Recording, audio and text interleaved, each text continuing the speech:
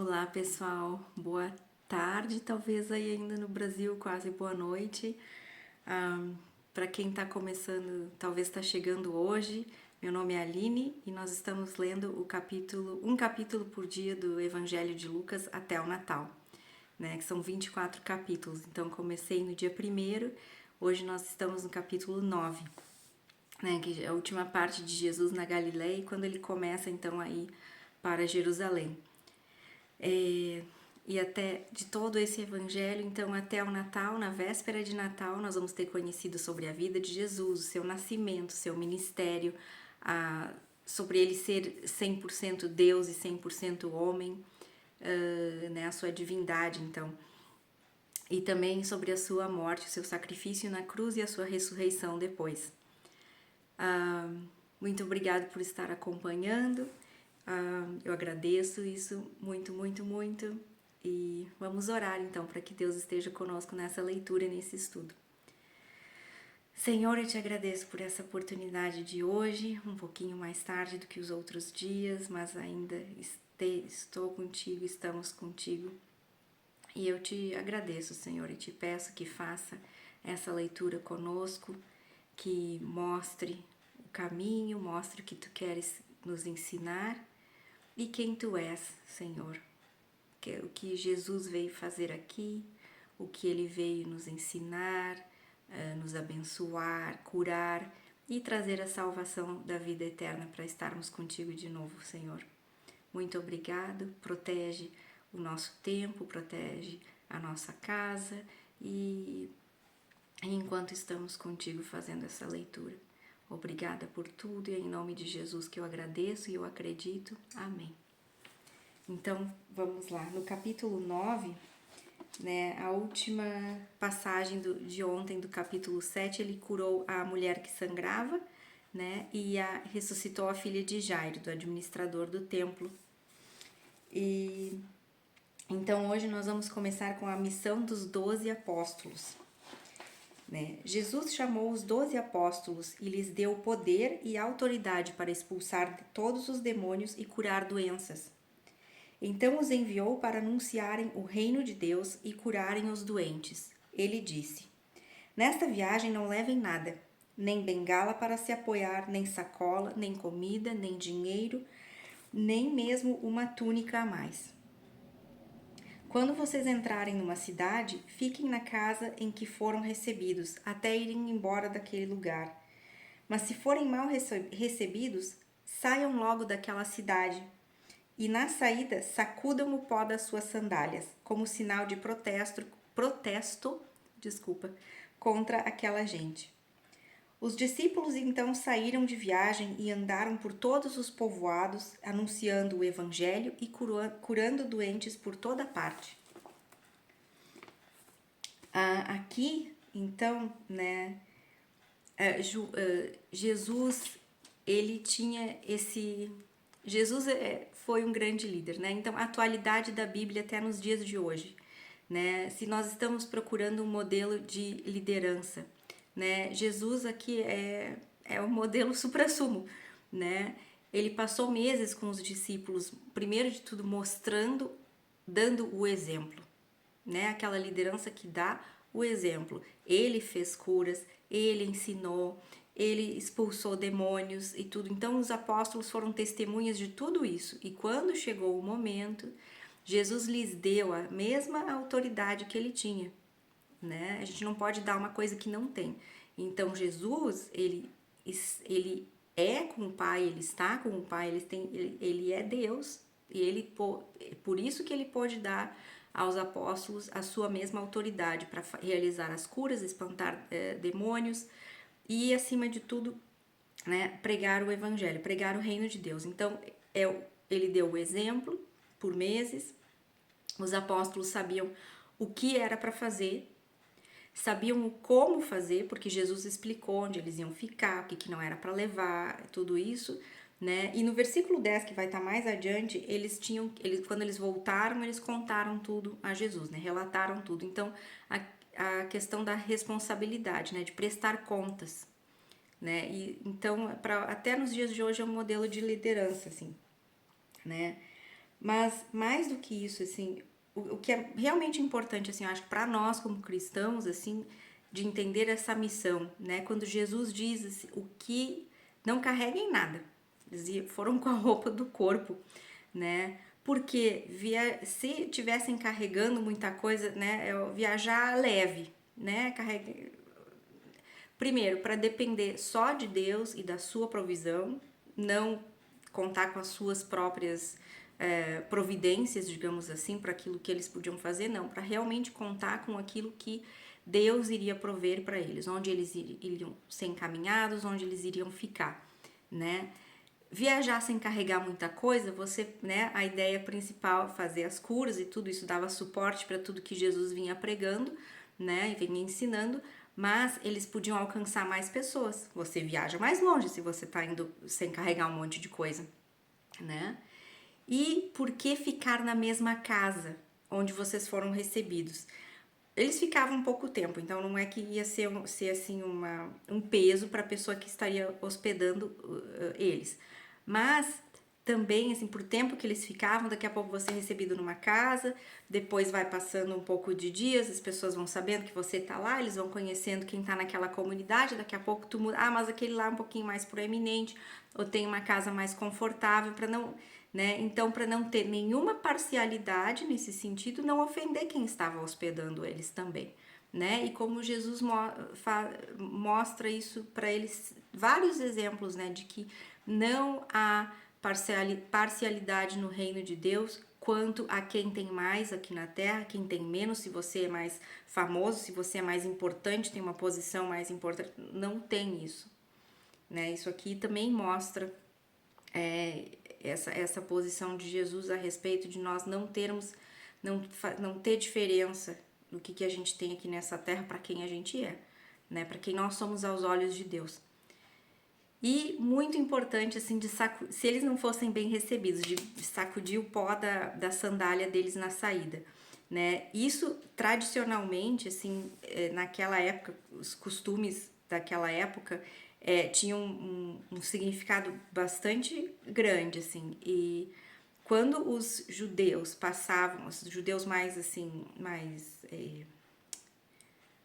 ai, me fugiu a palavra, pios, mais dedicados, digamos assim, né? Mais devotos. Passavam por uma cidade gentia, eles sacudiam o pó das sandálias, assim, para dizer assim, eles não já tinham acordo com as práticas dos gentios, práticas pagãs ou coisa assim. Então, sacudir o pó era uma esnobada, né? Tipo uma esnobada, assim. Não é bem essa palavra, mas para mostrar a diferença, né? Nós não vamos levar daqui nada conosco, nenhuma influência, nada, né? Então, se eles fossem mal recebidos, né, e ninguém quisesse escutar a mensagem de Jesus ali para sacudir até o pó das sandálias, porque isso ia mostrar para aquele povo, vocês estão nas mãos do juízo de Deus agora, né? Para vocês não tem conversa assim, né? Então era um símbolo bem forte, né? E ainda mais assim, tipo, se eles fossem numa cidade judia, nessa época eles ainda estavam ministrando principalmente para os judeus, né?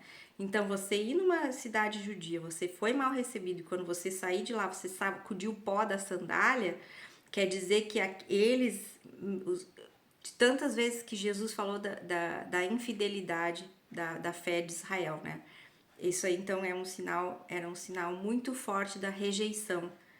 Vocês rejeitam ao Messias, também serão rejeitados. A gente vai ver isso mais adiante de novo, né? Então vamos lá.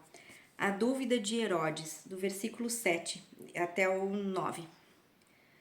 Herodes, o governador da Galileia, ouviu falar de tudo o que estava acontecendo e ficou sem saber o que pensar. Pois alguns diziam que João Batista tinha sido ressuscitado, outros diziam que Elias tinha aparecido, e outros ainda que um dos antigos profetas havia ressuscitado. Mas Herodes disse: Eu mesmo mandei cortar a cabeça de João. Quem será então esse homem de quem ouço falar essas coisas? E Herodes procurava ver Jesus. Né? Aqui nesse momento é que o Evangelho de Lucas não descreve quando João foi decapitado. Isso pode ser visto no Evangelho de Mateus, no capítulo 14, do versículo 1 ao 12, ou no Evangelho de Marcos, no capítulo 6, do versículo 14 ao 19. Vai contar toda a história ali, né, de por que Herodes acabou decapitando João, né, era aniversário dele, João estava preso, e Heródias, né, que era tava casada com Herodes agora, mas na verdade antes era a cunhada dele, né? E foi por isso que João foi preso, porque ele falou a Herodes assim, essa união não é válida, né, perante os olhos de Deus, pela lei de Deus, né? Vocês estão em adultério, e por isso ele foi preso. Mas Herodes, ele meio que, assim, ele gostava de ouvir o João falar, ele ficava meio confuso, assim, mas ele gostava de ouvir o João falar. E, né, ele, Herodes, acho que por conta própria não chegaria ao ponto de matar João, mas daí teve o aniversário dele e a enteada dele fez uma dança lá, todo mundo ficou contente, tinha muita gente importante, muitas pessoas, assim, de figuras políticas, militares, toda essa coisa aí, né? E aí todo mundo gostou muito da dança dela, ele ficou contente, então ele falou: eu lhe darei aquilo que você pedir, né? E ele faz isso como uma promessa. E aí ela vai para a mãe dela: o que eu devo pedir, né? E ela fala: peça a cabeça de João Batista.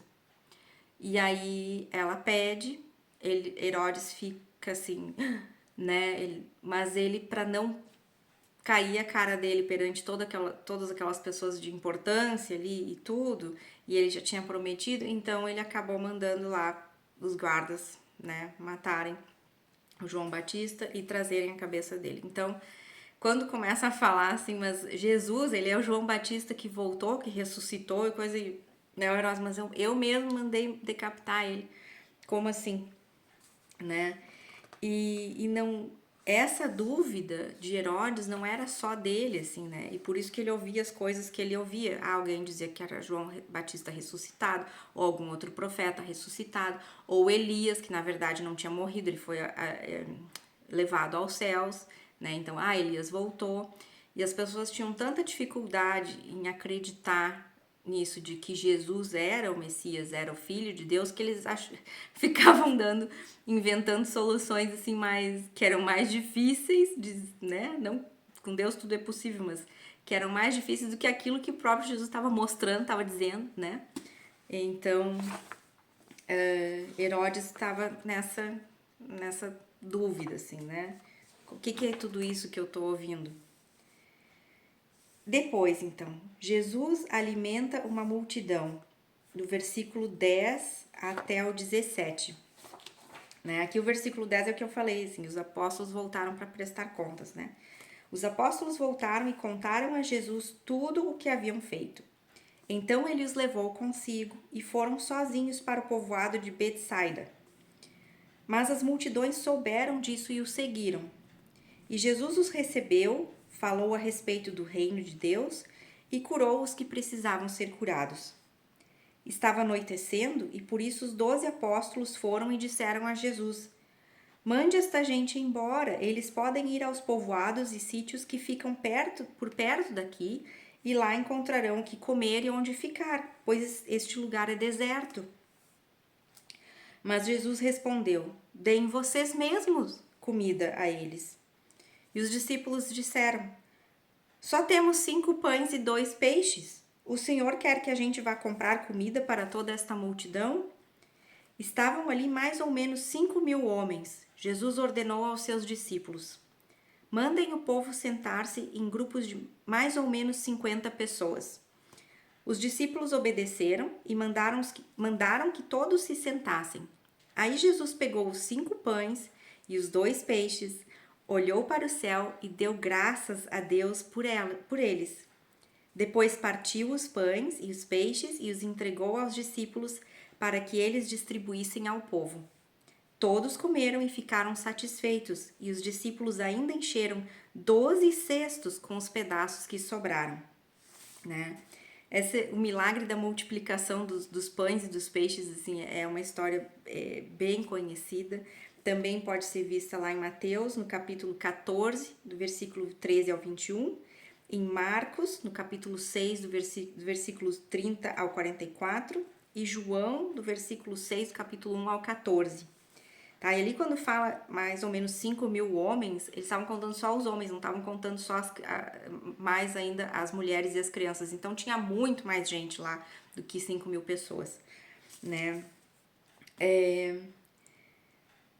E ali, esse é um dos exemplos, acho que num dos primeiros vídeos eu disse, né, que Jesus, quando ele vem, assim, ele vai ensinar, vai ministrar, tudo, ele está, e ele ensina sobre o reino de Deus, ele cuida da nossa fome espiritual, mas ele não negligencia as nossas necessidades físicas, tanto que ele cura as pessoas de doenças, ele alimenta, né, ele fez toda essa multiplicação, e a parte espiritual também, com a expulsão de demônios, né? Então é um reino que toma conta de tudo isso, né?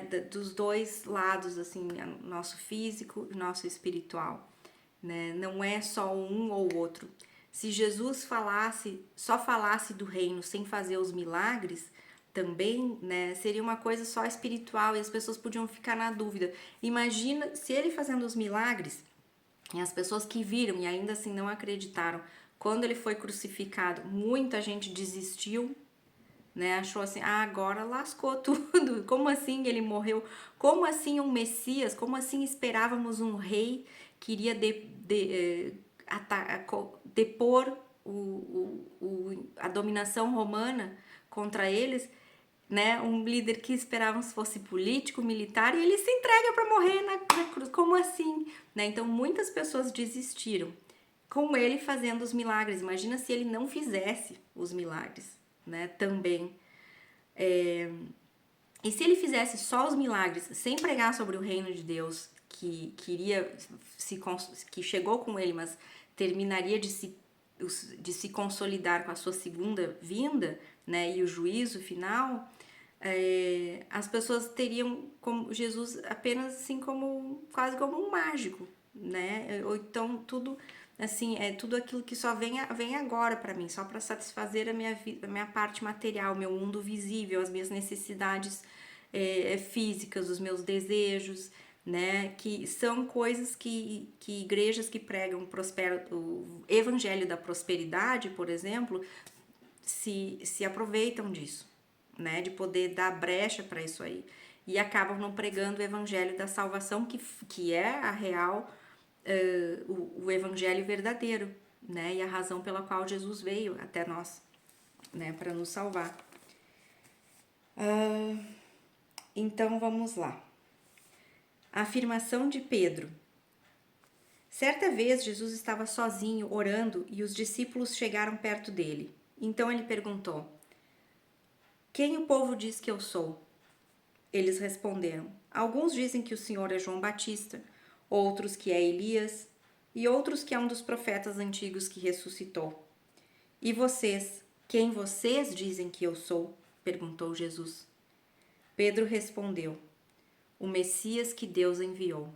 Então só Pedro deu a resposta certa aqui, né?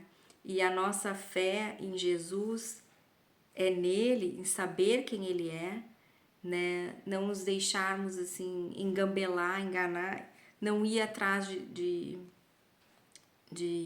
né? Aqui as pessoas, como é que diz? Boatos, né?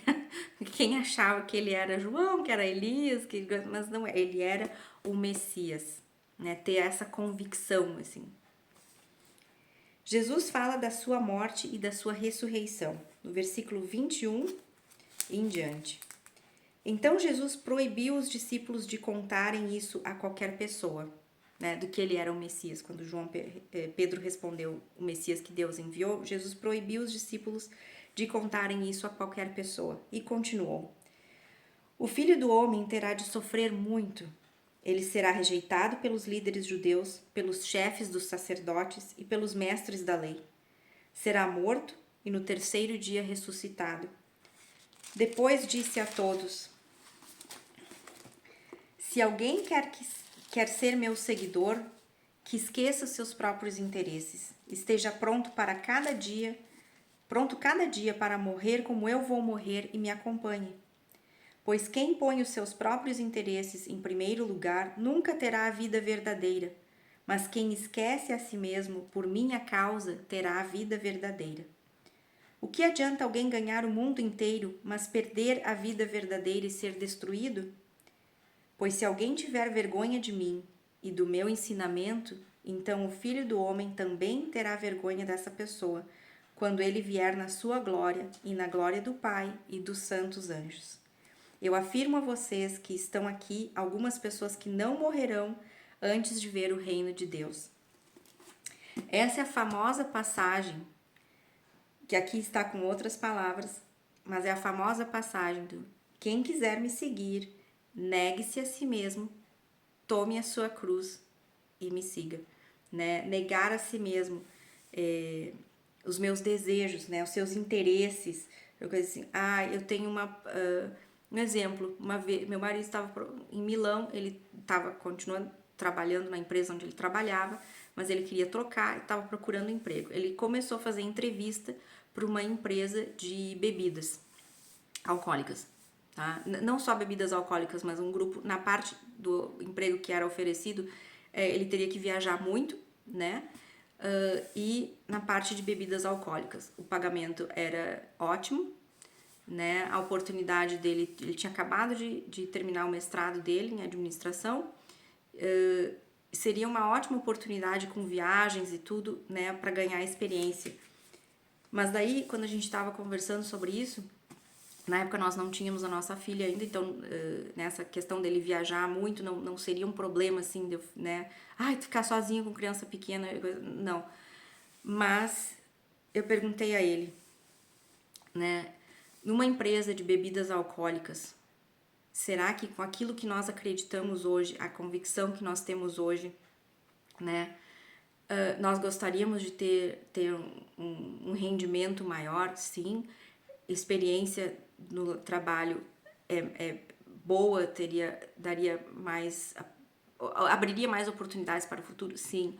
Mas isso ao preço de incentivar uma coisa que todas as pessoas, que muitas pessoas, não todas as pessoas, mas que existem muitas pessoas para quem se torna um vício, que destrói a sua vida, né? Não, mesmo aqueles que não têm dependência de álcool, assim, na verdade ele não acrescenta em nada, né? Não acrescenta em nada na nossa vida, né? É um gasto supérfluo, mas isso, assim, mesmo que alguém diga, né? Porque a gente ouve, mas não, ninguém obriga ninguém a beber, bebe quem quer.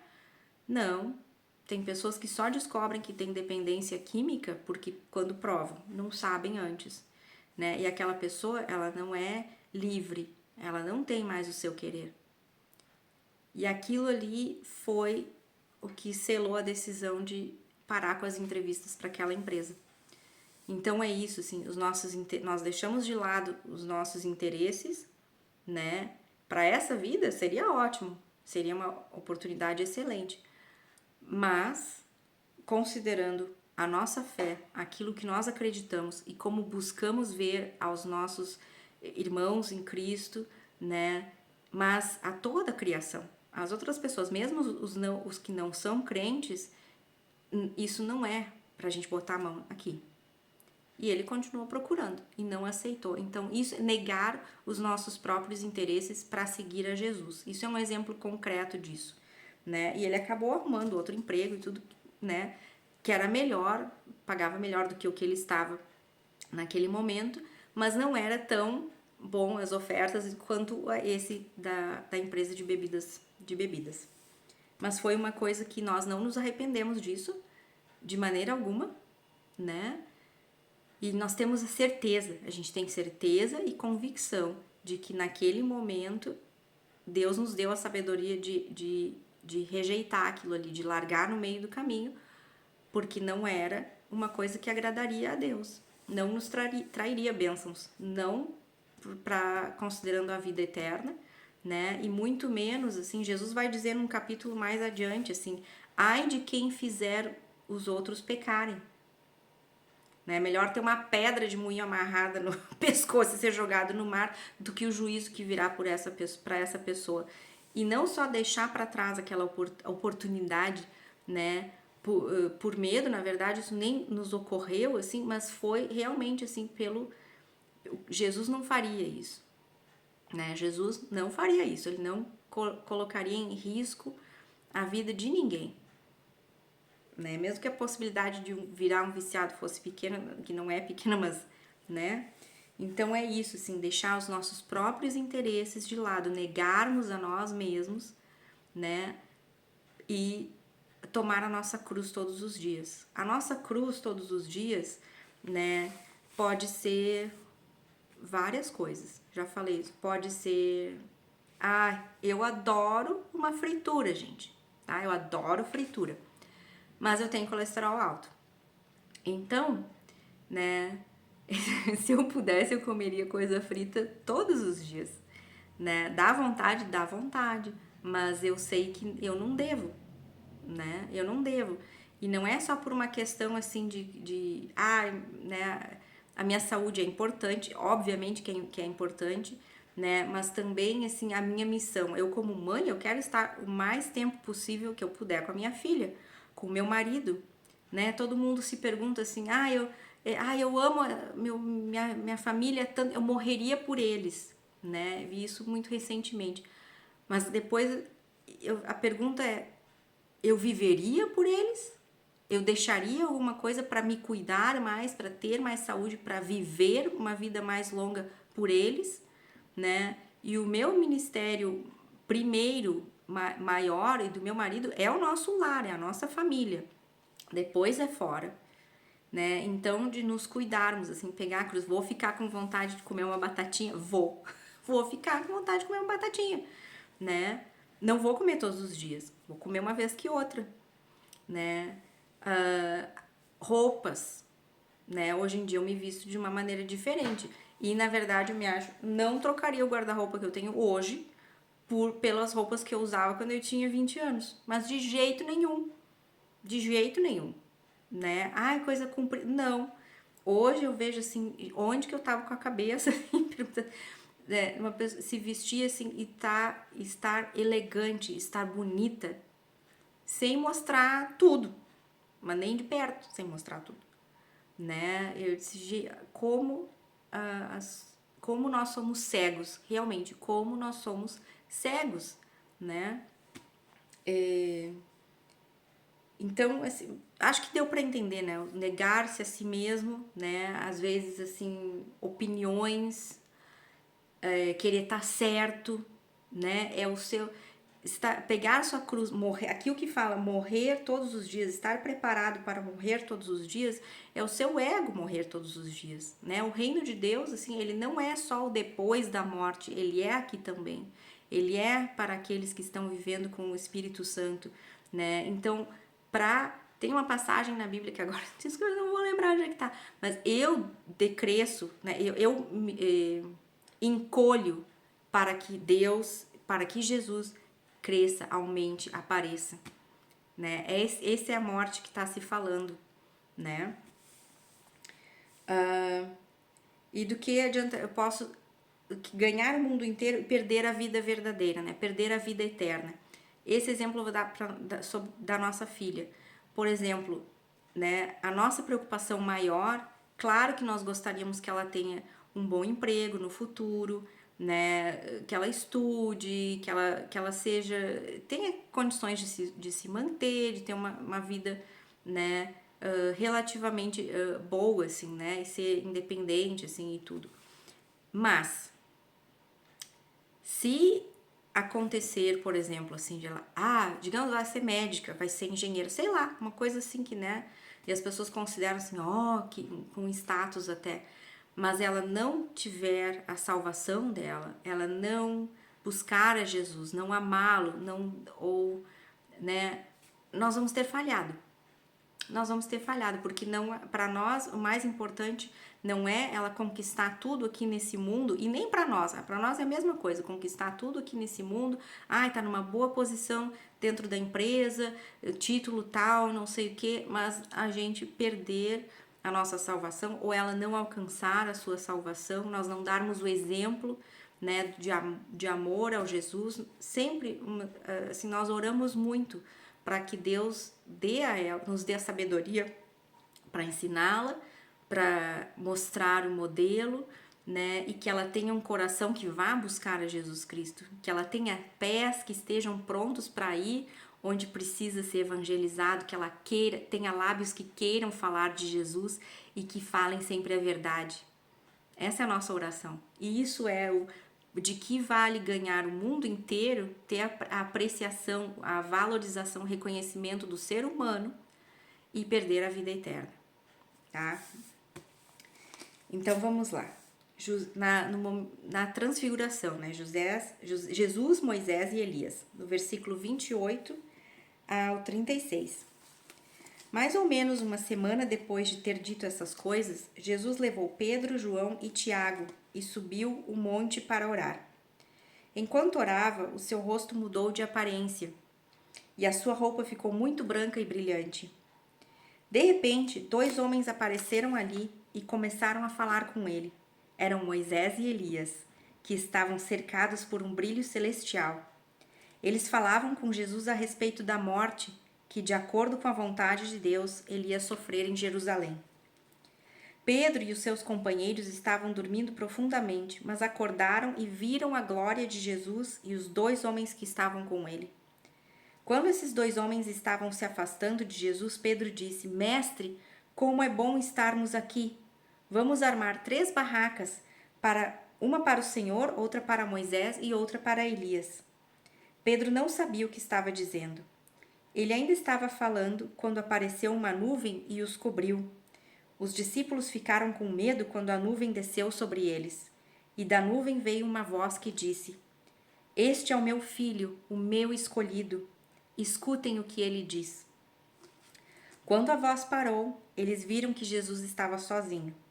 Os discípulos ficaram calados e, naquela ocasião, não disseram nada a ninguém sobre o que tinham visto. Aqui tem traduções, essa que diz que eles estavam dormindo profundamente. Perdão. A minha tradução da nova versão internacional do inglês diz que eles estavam sonolentos, não diz que eles estavam dormindo, né?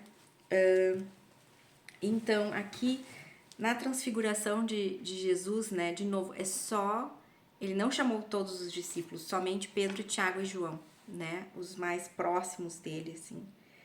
E quando Pedro quer dizer, ai, como é bom a gente estar aqui, vamos fazer uma barraca para cada um de vocês, né? E Jesus, ele não sabe não que aqui diz que ele não sabia o que estava dizendo, né? 2 coisas, assim, eu acho. Uma barraca para Jesus, uma para Moisés, uma tenda, né? Outra para Elias, assim, meio que colocando os 3 no mesmo nível, assim, eles não estão no mesmo nível. Moisés representava a lei, Elias representava os profetas, né? E Jesus é Jesus, né? É o Filho de Deus. Que depois Deus mesmo vai dizer quando ele vem com a nuvem, né? Este é o meu filho, escutem o que ele diz. Né? A palavra de Jesus ali, então, é determinante, assim, nós devemos seguir a ele, o que ele diz, o que ele nos comanda, o que Jesus faria, né? E quando na parte anterior, né, quando Jesus está falando isso de pegar a sua cruz e tudo, no finalzinho, no versículo 17, que ele fala: Eu afirmo a vocês que estão aqui algumas pessoas que não morrerão antes de ver o reino de Deus, né? Eles viram o reino de Deus. Pedro, João e Tiago viram o reino de Deus, a glória de Deus naquele momento da transfiguração. Depois também outro momento daquelas pessoas que eram daquela época ali, que estavam com Jesus naquela época ali, né? A ressurreição de Jesus, né? De testemunhar o reino de Deus, assim, a ressurreição de Jesus. E depois outros que foram participar, o reino de Deus chega, né, com Pentecostes e se espalhando na formação da igreja, né? É isso, assim. Então, Jesus já sabe, então nesse momento, né, ele vai a Jerusalém, ele vai para morrer, né? Então vamos seguir. A cura de um menino. E ninguém falou nada do que eles viram aqui, né? Do que eles viram lá, eles não falaram nada. Não era o momento de falar, e também não tinham entendimento, eu acho, em algumas notas que eu vi, assim, que eles não. Mesmo com a nuvem e Deus falando, né? Este é meu filho que escolhido e tudo. E não, quando anteriormente, né, que Pedro responde, ele é o Messias que Deus enviou, mas Jesus disse que proibiu os discípulos de falarem sobre aquilo ali antes, né? Pela questão da preparação das pessoas, né? E dos próprios discípulos, de entender realmente, assim, sim, ele é o Messias, mas ele é um Messias, assim, que vai reinar, agora os romanos vão sair da história, essa parte do Messias que vai ser morto, vai ser sacrificado e tudo, eles não estavam preparados para entender isso aí. A cura de um menino, do versículo 37 ao 43. No dia seguinte, eles desceram do monte e uma grande multidão veio se encontrar com Jesus. Aí um homem que estava no meio do povo começou a gritar: Mestre, peço ao Senhor pelo meu filho, o meu único filho. Um espírito mau o agarra e de repente o menino dá um grito e começa a ter convulsões e a espumar pela boca. O espírito o maltrata e não o solta de jeito nenhum. Já pedi aos discípulos do Senhor que expulsassem o espírito mau, mas eles não conseguiram. Jesus respondeu: Gente mais sem fé, até quando ficarei com vocês? Até quando terei de aguentá-los? Então disse ao homem: Traga o seu filho. Quando o menino estava chegando, teve um ataque e o demônio o jogou no chão. Então Jesus deu uma ordem ao espírito mau, curou o menino e o entregou ao pai. E todos ficaram admirados com o grande poder de Deus, né? Essa passagem aqui também, ela tá bem completinha, assim, lá em Marcos, no capítulo 19, no versículos 14 ao 29. E essa era uma passagem quando este homem, né, quando Jesus fala, lá em Marcos vai estar assim, quando Jesus pergunta até quando, de pouca fé, gente de pouca fé, né, perversa. É engraçado pra ver. Lembra no capítulo 7, eu acho, quando a gente falou dos inimigos, né? Que eu fui lá para Romanos, capítulo 5, que antes da nossa salvação nós somos vistos como inimigos. Mesmo as pessoas, assim, que são capazes de terem atos moralmente bons, né? De bondade, assim, né? E eu tava procurando um exemplo, um dia de... Senhor, eu creio, mas me ajuda com a minha incredulidade. Era esse homem aqui, o pai desse menino que eu queria me lembrar, né? E o que Jesus está questionando ali, né, é a questão, assim, não só desse homem, né, ele dizer, eu creio, mas me ajude com a minha incredulidade também, assim, no sentido de ter fé, mas às vezes a gente titubeia, a gente, né, não... Pensar positivo, se eu pensar positivo vai dar certo, né? De novo, coloca as esperanças assim, na nossa capacidade de manter aquele pensamento. E não o pensar positivo, ter a fé, acreditar por conhecer o caráter de Deus, o poder dele, né? E porque nada é difícil para Deus. Para nós é, para ele não, né? E então aqui esse menino também, pelo que está descrevendo aqui, possivelmente era epilético, né? Deixa eu ver se tem mais alguma nota aqui que eu acho que era isso, assim, né? E por que os discípulos não conseguiram curar esse menino, né? Expulsar o demônio, não conseguiram antes. Então, aqui não, a gente não sabe, assim, não dá para entender, por exemplo, aquela autoridade que Jesus deu aos discípulos quando enviou eles, né, para falar sobre o reino de Deus e curar e expulsar demônios. Tudo aquele poder que Jesus deu foi temporário, né? Era só para aquela missão ou era contínuo, né? Mas depois, lá em Marcos, ele vai dizer por que os discípulos não conseguiram expulsar esse demônio, né? Jesus diz, este só sai com oração.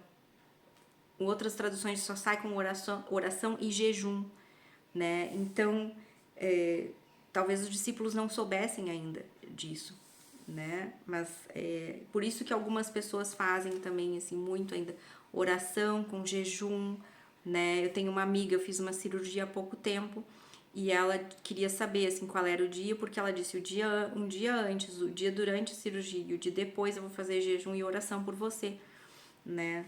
E do poder que tem a oração e o jejum, né? Então, e Jesus falou lá em Marcos, né? Não aqui em Lucas, mas que lá em Marcos, esse tipo de demônio só sai com o jejum, tá?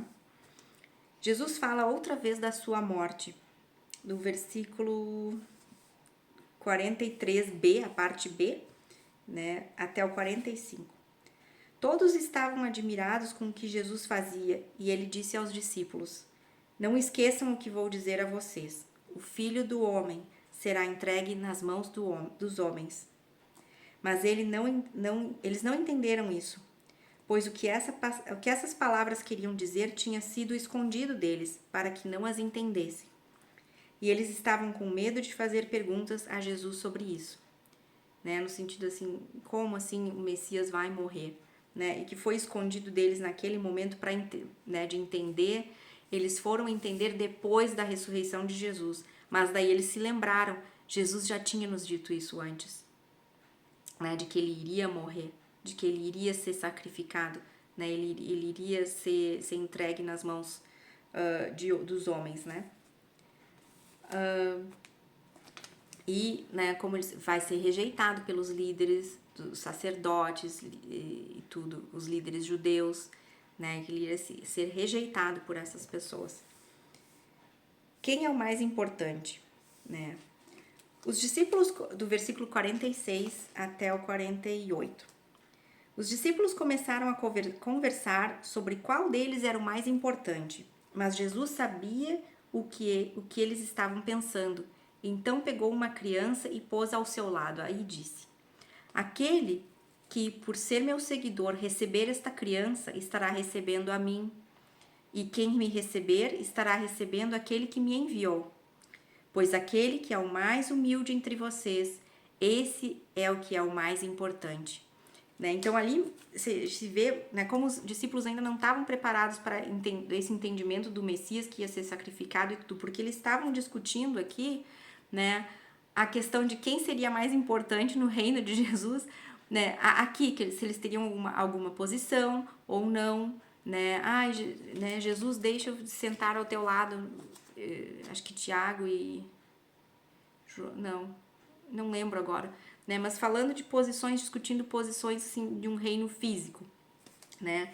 E quando Jesus dá o exemplo da criança, né, na outra passagem que as crianças estão lá, assim, os discípulos acham que estão perturbando e Jesus diz: não, deixem vir a mim as crianças, né? As crianças não tinham muito querer naquela época, assim, né? Mas Jesus está dizendo, aquele que receber esta criança, que é o lado mais fraco da sociedade naquele momento, né? Estará recebendo a mim. E se recebe a mim, estará recebendo quem me enviou. Está recebendo a Deus, né? Esse é o mais importante. O mais humilde entre vocês é o que será mais importante. Quem não é contra vocês é a favor de vocês, do versículo 49 até o 50. João disse: Mestre, vimos um homem que expulsa demônios pelo poder do nome do Senhor, mas nós o proibimos de fazer isso, porque ele não é do nosso grupo. Então Jesus disse a João e aos outros discípulos: Não o proíbam, pois quem não é contra vocês é a favor de vocês. Né? Então, de nós não sermos, não sermos como os discípulos foram nesse momento, de achar assim que só quem um teólogo pode ler a Bíblia, ou só o pastor que pode falar de certas coisas, né? Não, gente, não, assim, quanto mais gente falar de Jesus, se os ensinamentos estiverem corretos, se estiverem de acordo com a Bíblia, com aquilo que Jesus ensinava, assim, não tem por que a gente dizer, não, tu não, não, daquela denominação lá não conta, não, nós temos que nos alegrar e incentivar um ao outro, né? Então, isso é, assim, quem não é contra vocês é a favor de vocês. Aquela pessoa está curando, está falando, está ensinando, está mostrando o reino da salvação. Então, dê graças, ore pela pessoa. Agradeça, proteção para aquela pessoa, peça discernimento, sempre mais sabedoria por aquela pessoa, se alegre, né?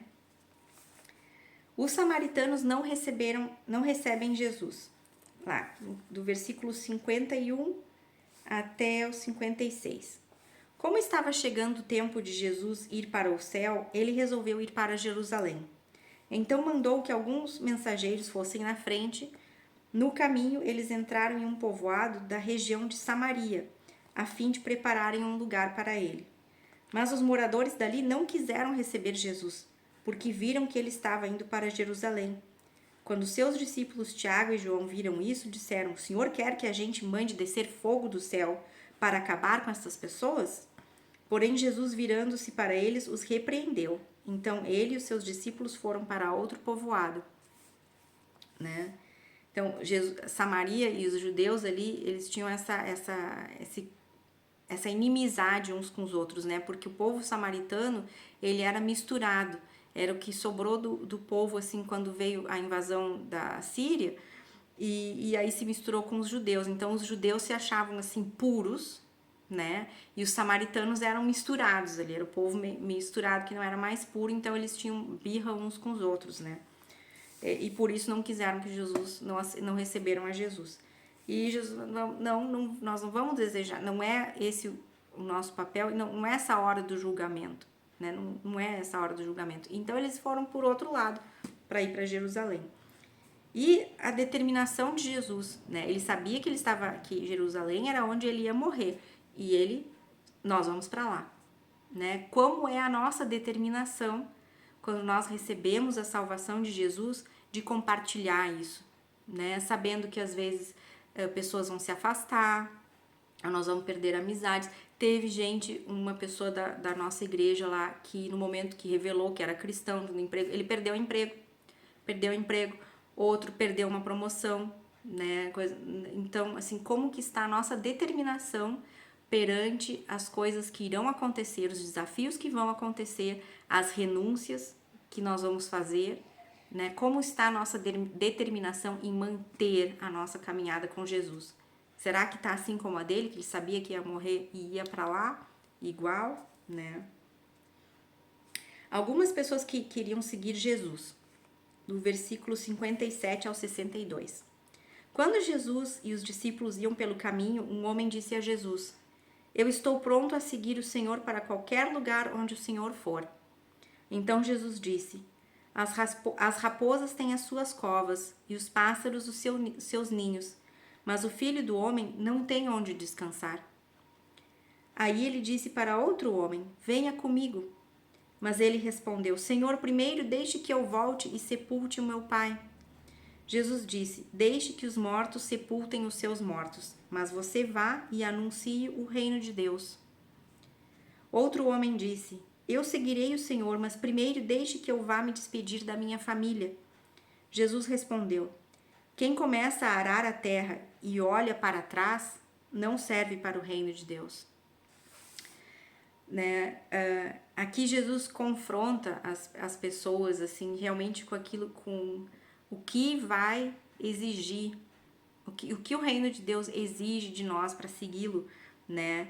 Então, Jesus disse: "Eu não tenho onde descansar." Você está pronto? Você vai deixar a sua casa, a sua família e andar conosco, sendo que você não sabe onde você vai dormir, né? O que você vai comer. E o outro ali, né? Diz: "Primeiro deixe que eu volte e sepulte ao meu pai." A interpretação disso, geralmente nas notas das traduções que eu vi, né, esse pai podia ser um doente terminal, coisa assim, não estaria morto. Se tivesse morto de verdade já, essa pessoa provavelmente estaria ocupada com o sepultamento. O que quer dizer aqui? Deixe que primeiro que meu pai faleça, esperar que ele venha a falecer, cuidar de tudo, e daí eu vou seguir o Senhor. Né? E Jesus diz: "Deixe os mortos sepultarem seus próprios mortos." Né? Os mortos de espírito, os mortos, aquelas pessoas que estão mortas sem a salvação de Cristo. Né? Quando que você quer seguir a Ele? E a mesma coisa ali quando o outro quis se despedir da sua família. Né? Jesus parece que ele dá as respostas assim bem para pegar onde a pessoa pode estaria inventando uma desculpa, digamos assim. Ah, eu quero te seguir, mas depois, daqui a pouquinho, tá? Você quer arar a terra? Você tá olhando, mas você fica olhando para trás? Lembra da mulher de Ló, ó, né, que virou um pilar de sal? Não é que ela só olhou para trás assim para ver a cidade, não, ela olhou para trás com o olhar de quem queria as coisas que estavam lá. Né? Ela queria mais as coisas que estavam no passado do que aquilo que ela iria receber no futuro, que Deus diz que vai ajudá-los, né? Então é isso, assim, ela virou um pilar de sal, né? E aqui, para o reino de Deus, nós vamos olhar para frente, né? Nós vamos olhar para nossa vida eterna, não só a vida aqui na terra, se vai ser abençoada, se não vai ser abençoada, é a nossa vida eterna. E, né, já vendo da passagem de ontem, quando Jesus fala de quem conhece a mãe e os seus irmãos, né? A aliança que nós temos com Jesus pela sua salvação, né, é uma aliança de sangue. Nós somos comprados com o seu sangue derramado na cruz. E muita gente diz assim, porque sangue é mais forte, é mais denso, é mais forte do que água. Achando que né, os laços de sangue, é para sempre.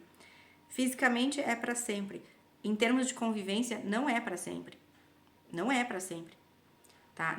Não precisa ser para sempre. Em alguns casos de quando é tóxico, não precisa ser para sempre. Absolutamente não. Né? Mas não é para sempre. E a verdadeira essência desse dito, desse provérbio, assim, né, de que o sangue é mais forte do que a água, o sangue dessa nova aliança é o sangue de Jesus, mais forte do que a água do ventre. Então isso sim esclarece bem e deixa bem claro assim que o nosso amor por Jesus, ele é mais forte do que qualquer outra coisa. É assim que deveria ser, né? E pedirmos assim que a nossa fé seja fortalecida a esse ponto, né? De não nos comprometermos, não. O padrão é o padrão de Jesus, é o padrão dele, aquilo que ele nos ensina, nos comanda, né? Qualquer coisa que venha a comprometer isso é um risco de jogar a sua vida eterna fora, né? Então, muito cuidado sempre, né? Jesus nos fortaleça, Deus nos fortaleça, nos dê essa coragem que Jesus teve, a determinação, a diligência que ele teve, né? Porque, Pedro queria, né, ficar lá no monte e tudo fazer. Não é esse o objetivo nesse momento, não podemos perder tempo, né? E aquele exemplo ali foi uma situação assim, né, uma vivência espiritual assim extraordinária. É bom ter essas vivências espirituais extraordinárias, é ótimo estar na presença de Deus. Aquele tempo quietinho ali que eu tô orando, que eu tô lendo a minha Bíblia, né, rezando, é maravilhoso, mas eu não posso só ficar ali. Aquilo ali é um monte, né? Aquele monte da transfiguração, digamos assim. Eu não posso só ficar ali e negligenciar as outras pessoas que têm que ouvir, que precisam ouvir a mensagem de Deus. Negligenciar o meu ministério dentro da minha família, ensinar a minha filha, conversar com meu marido, orarmos juntos, refletirmos sobre... olha, tu leu a passagem... Puxa, a gente podia estudar os 3 primeiros capítulos de Provérbios, né? Vamos fazer isso. Eu não posso estar só naquela experiência individual ali. Tem que chegar até as outras pessoas. E... gente, botar de volta que eu não tô enxergando, mas deu. Tá bom? Então, eu espero vocês amanhã para a leitura do capítulo 10. E uma boa noite, obrigada por tudo e até a próxima. Tchau, tchau!